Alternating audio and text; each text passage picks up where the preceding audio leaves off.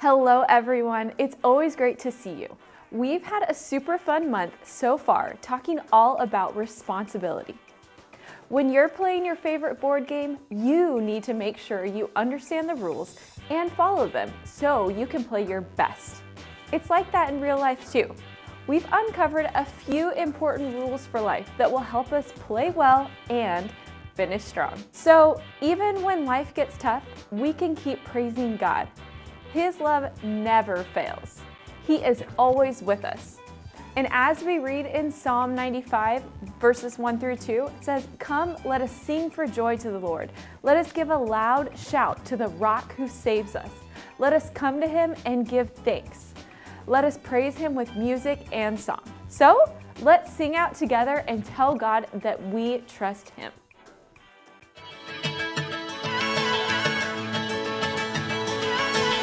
You never turn away, you never leave my side. And every time I call your name out just to find that you're already right here with me, never been alone. I can trust you with my heart, 'cause this I know. You are always faithful, you love me from the start. No matter what I'm facing, I will trust you with my heart. You are more than able to lead me through the dark. Your love is never failing, I will trust you with my heart. Oh, I will trust you with my heart. There are days when I feel I need a friend, and then I hear your voice reminding me again that you're already right here with me, never been alone. I can trust you with my heart, 'cause this I know. You are always faithful, you love me from the start. No matter what I'm facing, I will trust you with my heart. You are more than able to lead me through the dark. Your love is never failing, I will trust you with my heart. Oh, I will trust you with my heart. No matter what may come, no matter what I go through, God, you are never gonna fail me. I will trust you with my heart. No matter what may come, no matter what I go through, God, you are never gonna fail me. I will trust you with my heart. You are always faithful, you love me from the start. No matter what I'm facing, I will trust you with my heart. You are more than able to lead me through the dark. Your love is never failing, I will trust you with my heart. Oh, I will trust you with my heart. Oh, I will trust you with my heart. Oh, I will trust you with my heart. So nice singing, everyone. Now it's time for our activity today. So get out your raisins from your family bag, and we are going to compete in an ant stacking competition. You will have 1 minute to stack your ants or raisins and see how tall you can make it. So we're going to put a timer on the screen. So here we go.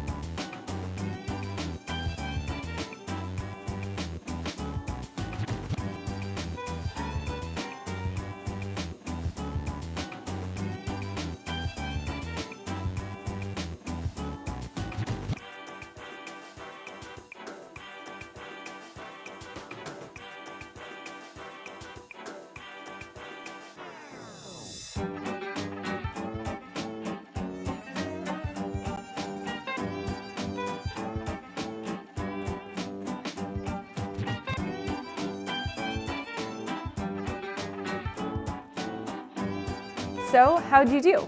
I was only able to stack 4 high. Were you able to stack any taller? 5? 6? Great, it's really tricky. So raisins may look like ants, but they certainly don't act like them or taste like them. Ants are way more interesting than raisins. So let's listen into our story this week and you'll discover what I mean.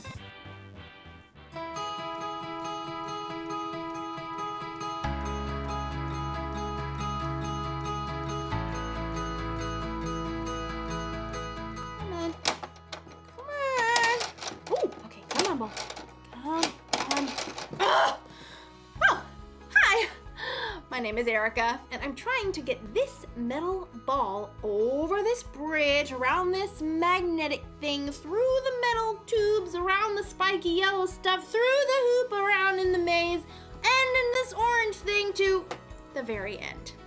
But so far, I'm stuck. Not here, not here, not here, not here, not even close to there, not here, nope, here. But will I give up? Of course not! If at first you don't succeed, try again. That's what I was taught.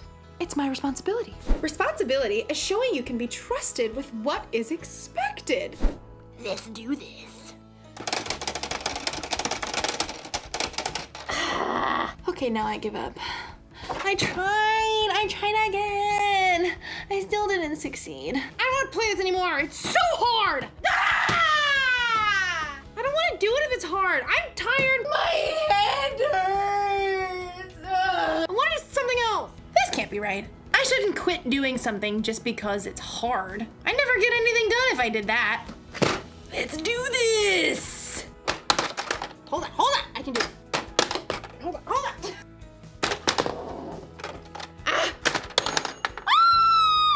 I made it to the end, and it's all because I whined and complained about how hard it was. Actually, now that I think about it, the whining and complaining didn't really help at all. What did help was something we're learning about in today's story. That's something for you to anticipate. The story is about ants, so that's why it's funny. Let's do this.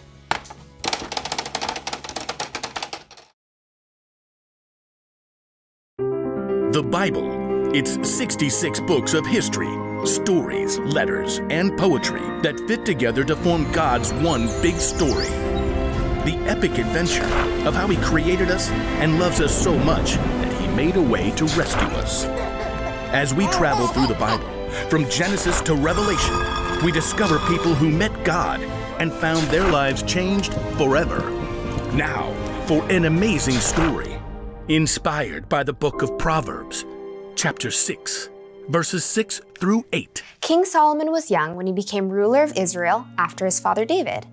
One night, God spoke to him in a dream.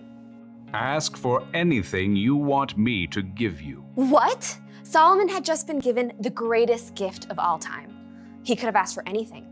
Unlimited money, the power to defeat all of his enemies, or even to be the best-loved, longest-living king of all time. Instead, though, Solomon made a different ask. Lord, you have now made me king, but I'm only a little child. I don't know how to carry out my duties, so give me a heart that understands. Then I can rule over your people. I can tell the difference between what is right and what is wrong. Solomon asked for wisdom, and God gave it to him. In fact, Solomon became known as the wisest man to ever live. Over the course of his life, he shared many wise sayings that were later recorded in the book of Proverbs. These sayings are to help people do what is just and fair, to help young people learn wisdom. Only fools refuse to listen and learn. The wisdom recorded in Proverbs gives godly advice about nearly everything, from using words wisely to staying away from trouble. But the most famous passages talk about the value of hard work. You people who don't want to work, think about the ant. Consider its ways and be wise. It has no commander, it has no leader or ruler, but it stores up its food in summer. It gathers its food at harvest time. When was the last time you paid attention to an ant, other than the one that you were going to squash on the kitchen floor? To better understand what Solomon means about work, well, I think it's time we take a closer look. Did you know that there are about 1 million ants on Earth for every single human? Yikes! My skin is crawling right now. But just look at how amazing these little guys are. Like Solomon said, nobody lays out a set of rules for them. Nobody offers them an allowance or more screen time if they finish their work. God made them in such an incredible way that they stick with it and get the job done. In fact, some ants can lift up to 50 times their own weight. If you were that strong, you could lift an entire car. And ants use that super strength to store up their food, just like we see in Proverbs. And ants also work smart. They leave a special trail of chemicals, called pheromones, that tells them where they've been so they don't get lost or repeat themselves. And ants are incredibly creative. They actually farm aphids in order to have a constant supply of the honeydew aphids release. And the ants' creativity doesn't stop there.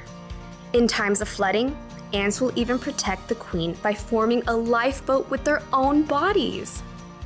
Just like Solomon reminds us, ants do whatever it takes to gather up the food they need and to protect their colony. They know how to get the job done, and that's with only about 250,000 brain cells. But you? God made you with 10 million brain cells. He's given you everything you need to work strong, smart, and creatively. And because God has given us so much, there's so much more we can do. In the New Testament, Luke records some of Jesus' words. Much will be required of everyone who has been given much. You are creative and strong. You have a brain that works like no one else's. You are determined. And most of all, you are created in God's image. That means that you can work hard at whatever it takes to show love to God and the people He's made. Sometimes that might look like helping raise funds to provide clean water for kids on the other side of the world. Sometimes that might look like cleaning your room before your mom has to remind you 5 times. Or working hard to help your little sister to build an epic Lego palace. Whatever your work, remember Solomon's wisdom. You people who don't want to work, think about the ant. Consider its ways and be wise. It has no commander, it has no leader or ruler, but it stores up its food in summer. It gathers its food at harvest time. Be wise, work hard. God has given you everything you need to follow through.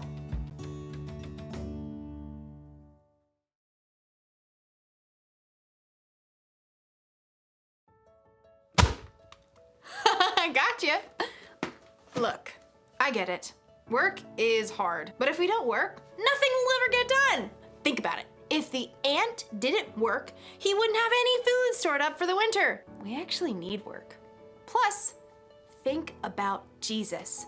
He gave us an example for how to love people and serve others, and he always did it gladly, working with all his heart. When we work, we should do it with a good attitude.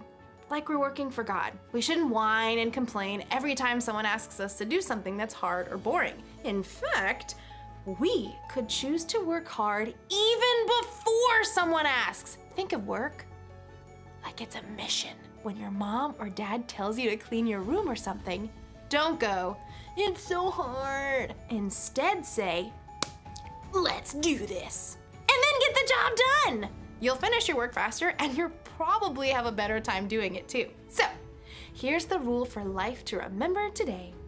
Work hard. When you work, put your heart into it. It'll feel good to accomplish something. And when you play, you can put your heart into that too. Yes! Mission accomplished. See you next time.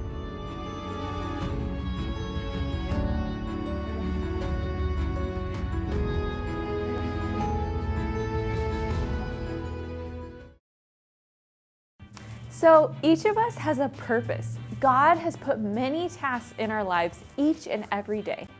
Instead of waiting for someone to tell us to do something, we can take the initiative to do it ourselves. We can work hard and always give our best effort. And that brings us to our bottom line for the day, which is work hard.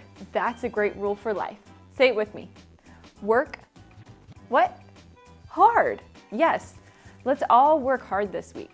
And You make the wise choice when you choose to give your best. And remember, other people will notice your hard work. They'll see how you always try your hardest, and they'll know they can trust you. Like Jesus said in our memory verse, Luke 16:10, let's read it all together now. Suppose you can be trusted with something very little, then you can also be trusted with something very large. Now, let's practice saying our verse. Maybe let's try hopping on one foot and say it all together. Suppose you can be trusted with something very little, then you can also be trusted with something very large. Could you do it? One foot? Okay, now the other foot. Let's say it all together again. Suppose you can be trusted with something very little, then you can also be trusted with something very large. Did you stop? How'd you guys do? All right, you guys did so awesome.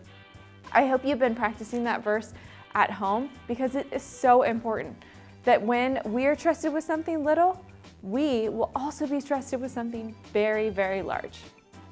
Great job. Well, thanks for joining me today, and I hope you all have a wonderful week. And don't forget to check out Monterey.church for more resources. Practice your verse at home this week, and I hope you're taking time to read the Bible at home with your parents or even with your sibling. Hope you guys have a great week.